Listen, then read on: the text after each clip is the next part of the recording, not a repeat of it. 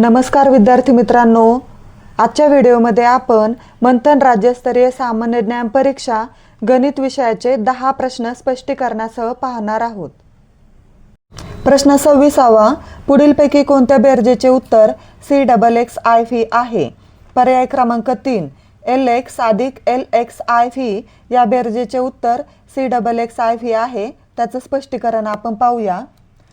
CXXIV या Roman संख्या चिन्हाचा आपण आंतरराष्ट्रीय संख्या चिन्हामध्ये रूपांतर करू। C म्हणजे 100, XX म्हणजे 20 आणि IV म्हणजे 4। मग ही संख्या आंतरराष्ट्रीय संख्या चिन्हामध्ये 124 अशी मांडता येईल। आता LX अधिक LXIV या बेरजेचं उत्तर 124 येतं का पाहू। मग आपलं हे उत्तर डेफिनेटली बरोबर आहे।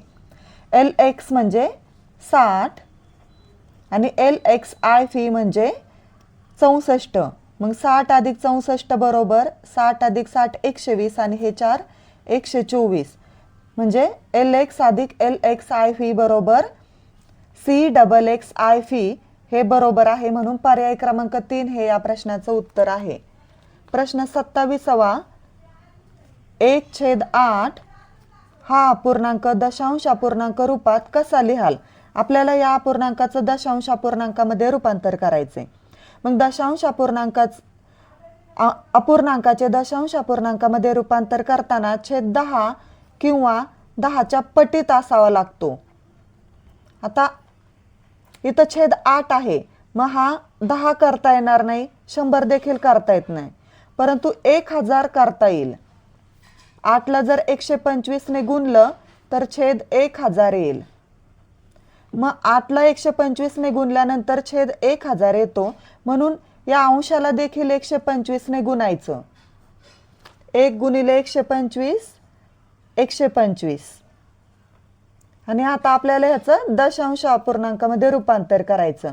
इथं छेदामध्ये 3 शून्य आहेत, म्हणून उजवीकडून 3 अंक सोडून दशांश चिन्ह द्यायचं। मग आपलं उत्तर काय येईल? 0.125। पर्याय क्रमांक 2 हे या प्रश्नाचं उत्तर आहे। 0.125। प्रश्न 28वा, भारतीय स्वातंत्र्य दिनानंतर किती दिवसांनी वाचन प्रेरणा दिन येतो? 61 दिवसांनी येतो। आता आपण याचं स्पष्टीकरण पाहूया। स्वातंत्र्य दिन केव्हा असतो? 15 ऑगस्टला। आणि ह्या स्वातंत्र्य दिनानंतर म्हणजे 15 ऑगस्ट नंतर वाचन प्रेरणा दिन केव्हा येतो? वाचन प्रेरणा दिन केव्हा असतो? तर 15 ऑक्टोबरला असतो। आता आपण दिवस काउंट करू। 15 ऑगस्टच्या नंतर ऑगस्ट महिन्यामध्ये किती दिवस राहतात? तर 16 दिवस राहतात, कारण ऑगस्ट महिना 31 दिवसांचा असतो। सप्टेंबर महिन्यात 30 दिवस असतात आणि ऑक्टोबरचा 15 तारखेपर्यंत घ्यायचं आहे आपल्याला, कारण 15 ऑक्टोबरला वाचन प्रेरणा दिन असतो ना, म्हणून इथं ऑक्टोबर महिन्याचे 15 दिवस आणि या सगळ्यांची करायची बेरीज। 5 अधिक 6 11, 11चे 1 हातचा आला 1, 1 अधिक 1 2, 2 अधिक 3 5, 5 अधिक 1 6 म्हणजे भारतीय स्वातंत्र्य दिनानंतर 61 दिवसांनी वाचन प्रेरणा दिन येतो। पर्याय क्रमांक 1 हे या प्रश्नाचं उत्तर आहे। प्रश्न 29वा, 50,505 चौकट 55,050 या संख्या चढत्या क्रमाने लावल्या असतील तर चौकोनामध्ये येणारी संख्या कोणती? इथं चौकोनामध्ये येणारी संख्या ह्या पहिल्या संख्येपेक्षा मोठी आणि दुसऱ्या संख्येपेक्षा लहान पाहिजे। मग पर्याय क्रमांक 1 पाहू आपण। 50,055 ही संख्या याच्यापेक्षा लहान आहे, आपल्याला पहिल्या संख्येपेक्षा मोठी पाहिजे, म्हणून हा पर्याय येणार नाही। दुसरा पर्याय पाहू। 55,500 55,500 ही संख्या ह्या दुसऱ्या संख्येपेक्षा मोठी आहे, आपल्याला दुसऱ्या संख्येपेक्षा लहान पाहिजे, म्हणून हा देखील ऑप्शन येणार नाही। पर्याय क्रमांक 3 50,550 तर हे या प्रश्नाचं उत्तर आहे। ही संख्या या 55,050 पेक्षा लहान संख्या आहे आणि 50,505 पेक्षा मोठी आहे, म्हणून आपल्या प्रश्नाचं उत्तर आहे पर्याय क्रमांक 3। चौथी चेक करू आपण। 55,505 ही संख्या या संख्येपेक्षा दुसऱ्या संख्येपेक्षा मोठी संख्या आहे म्हणून हे उत्तर येणार नाही. पर्याय क्रमांक 3. प्रश्न 30. 5454 भागिले 6 या उदाहरणात भाजक 3 ने वाढल्यास भागाकार कितीने कमी होईल? आपण अगोदर याचा भागाकार करू. 6 9 54. इथं 5 राहिले. 5 ही संख्या 6 पेक्षा लहान आहे म्हणून भाग गेला शून्याचा. आणि 6 9 54. इथं भागाकार आला 909. आता भाजक 3 ने वाढवायचा आहे. भाजक 6 होता, 3 ने वाढल्यावर 9 होईल. 5454 भागिले 9. 9 सक 54. 5 ही संख्या 9 पेक्षा लहान आहे म्हणून भाग गेला शून्याचा.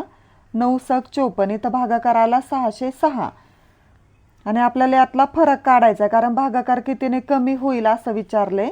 मग 909 मधून 606 गेल्यावर किती राहतात? 9 मधून 6 गेले 3. शून्यातून 0 गेले 0. 9 मधून 6 गेले 3. 303. 303 या प्रश्नाचं उत्तर आहे पर्याय क्रमांक 2. प्रश्न 31. 104/501 अधिक 234/1002 अधिक 82/501 बरोबर किती? आपल्याला ही बेरीज करून घ्यावी लागल. 104/501 अधिक 234/1002 अधिक 82/501 ही आहे अपूर्णांकांची बेरीज. अपूर्णांकांची बेरीज करताना छेद समान करून घ्यावा लागतो. इथं 1002 आहे, इथं 501, इथं 501. 501ला जर 2 ने गुणलं तर छेद 1002 येईल. मग इथे 2 ने गुणायचं आणि इथं पण 2 ने गुणायचं.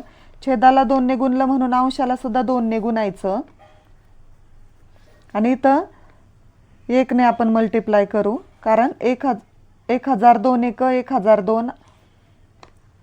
501 दुने 1002. 104 दुने 208 अधिक 234 1 234. 1002 1 1002 अधिक 501 दुने 1002 आणि 82 दुने 2 दुने 4 8 दुने 16. आता आपण यांची अंशाची बेरीज करून घेऊ. छेद आहे असाच राहील. अंशाची बेरीज 208 अधिक 234 अधिक 164. 4 आणि 4 8. 8 आणि 8 16चे 6 हातचाला 1. 1 आणि 3 4. 4 अधिक 6 10चे 0 हातचाला 1. 1 अधिक 2 3. 4 5 6. 606. 606 ही बेरीज आली आहे म्हणून आपल्या प्रश्नाचं उत्तर आहे 606/1002. पर्याय क्रमांक 4 हे या प्रश्नाचं उत्तर आहे.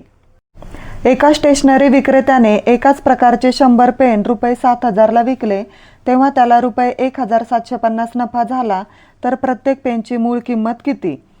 इथं विक्रीची किंमत दिली आणि नफा दिलाय आणि आपल्याला काय विचारलंय? पेनची मूळ किंमत किती? आपल्याला अगोदर खरेदीची किंमत काढून घ्यावी लागल. मग खरेदीची किंमत काढण्यासाठी आपल्याला या विक्रीच्या किंमतीमधून नफा वजा करावा लागेल. मग आपल्याला खरेदीची किंमत भेटेल. आपण ही वजाबाकी करू. 0तून 0 गेले 0. 10तून 5 गेले 5. 9तून 7 गेले 2. 6तून 1 गेले 5. 5250 ही आहे खरेदीची किंमत. आणि पेन किती आहेत? तर 100 पेन आहेत आणि आपल्याला एका पेनची किंमत काढायची. मग यांचा भागाकार करावा लागेल. छेदामध्ये 2 शून्य आहेत म्हणून उजवीकडून 2 अंक सोडून दशांश चिन्ह देऊ. 52.50 हे आपल्या प्रश्नाचं उत्तर आलंय. एका पेनची मूळ किंमत किती? तर 52.50. 52.50. पर्याय क्रमांक 2 ह्या प्रश्नाचं उत्तर आहे. नेहाने 10,000 रुपये 4 वर्षांसाठी 10.8 दराने बँकेत ठेवले व मेघाने 5,000 रुपये 4 वर्षांसाठी 10.16 दराने बँकेत ठेवले तर 4 वर्षानंतर दोघींना मिळणाऱ्या व्याजाच्या रकमांमधील संबंध काय असेल? इथं आपल्याला नेहाचं आणि मेघाचं या दोघींचं सरळ व्याज काढून घ्यावं लागेल. मग आपण ते काढू. नेहाने 10,000 रुपये 4 वर्षांसाठी 8 दराने बँकेत ठेवले म्हणून इथं आपण मांडून घेतलं. ह्या 2 शून्याला हे 2 शून्य गेले.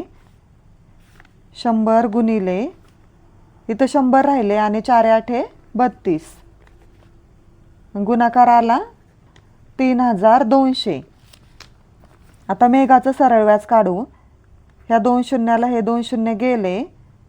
50 गुणिले 16 चौक 64, याचा गुणाकार येतो 3200. म्हणजे दोघींचं सरळ व्याज सारखंच आलं आहे. म्हणून आपल्या प्रश्नाचं उत्तर आहे पर्याय क्रमांक 3.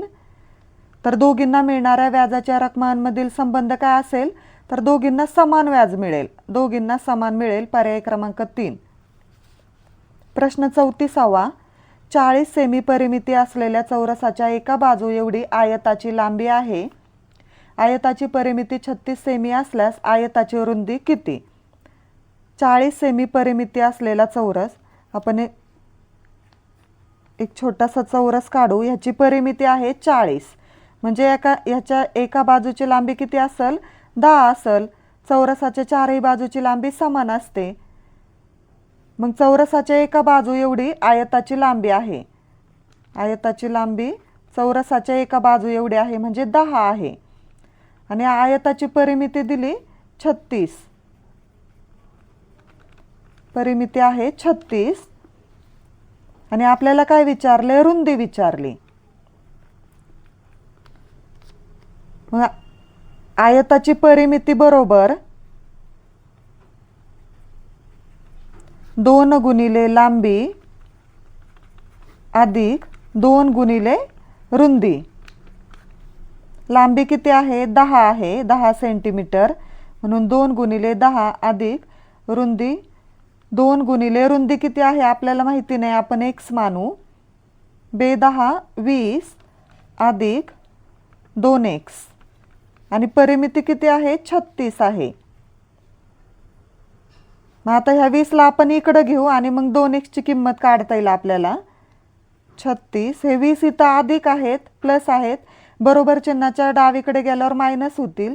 36 वजा 20 बरोबर 2x.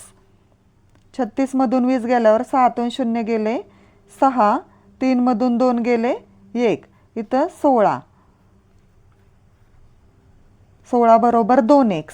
आता आपल्याला x ची किंमत काढायची. हे 2 इथं गुणिले येतं, इकडं आल्यावर भागिले होतील. 16 भागिले 2 बरोबर x. 2 16. x बरोबर किती आले? 8 आले.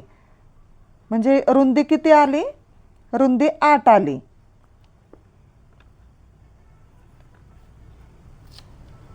म्हणून आपल्या प्रश्नाचं उत्तर आहे पर्याय क्रमांक 2, 8 सेंटीमीटर.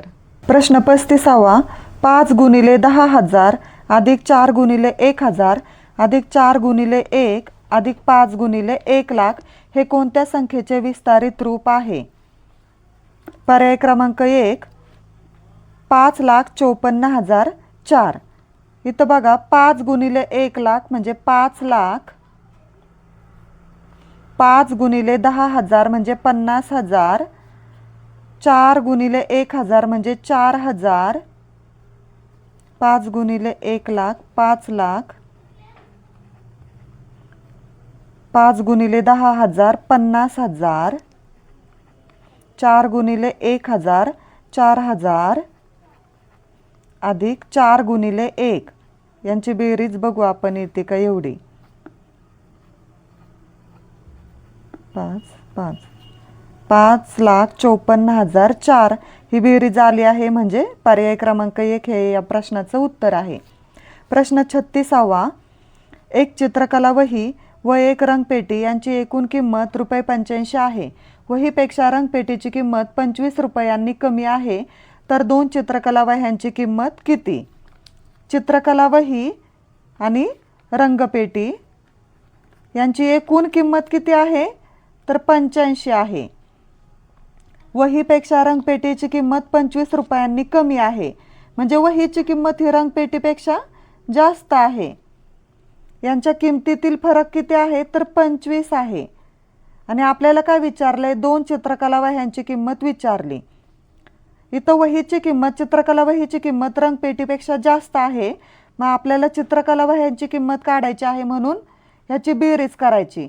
कारण किमतीने अधिक असलेल्या वस्तूची किंमत काढताना एकूण किंमत आणि किमतीतील फरक यांची बेरीज करतात, म्हणून यांची बेरीज करायची. 5 आणि 5 10चे 0, हातचा आला 1, 8 आणि 1 9, 10 11. बेरीज आली 110 आणि या बेरजेला 2ने भाग द्यायचा. 2×5 = 10 म्हणजे एका चित्रकला वहीची किंमत आली 55 रुपये. आणि आपल्याला 2 चित्रकला वह्यांची किंमत विचारली म्हणून 2 चित्रकला वह्यांची किंमत आहे 55 दुने 110 रुपये. पर्याय क्रमांक 4 हे या प्रश्नाचं उत्तर आहे 110 रुपये.